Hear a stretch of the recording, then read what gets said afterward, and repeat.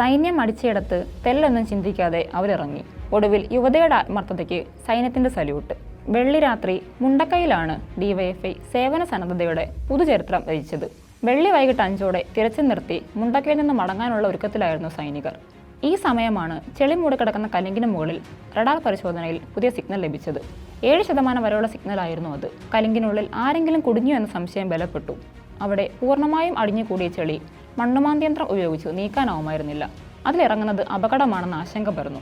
കലിങ്കിലിറങ്ങണമെന്ന ആവശ്യം മുഖവിലക്കെടുക്കാതെ സൈന്യം മടങ്ങാനൊരുങ്ങി. ഈ സമയമാണ് ഞങ്ങൾ കലിങ്കിലിറങ്ങാമെന്ന് പറഞ്ഞ് ഡിവൈഎഫ്ഐ താമരശ്ശേരി ബ്ലോക്ക് കമ്മിറ്റിക്ക് കീഴിലെ യൂത്ത് ബ്രിഗേഡ് അംഗങ്ങൾ മുന്നോട്ട് വന്നത്. സൈന്യം അടിച്ചെടുത്ത് 6 പേരടങ്ങിയ സംഘം കലിങ്കിനുള്ളിലിറങ്ങി.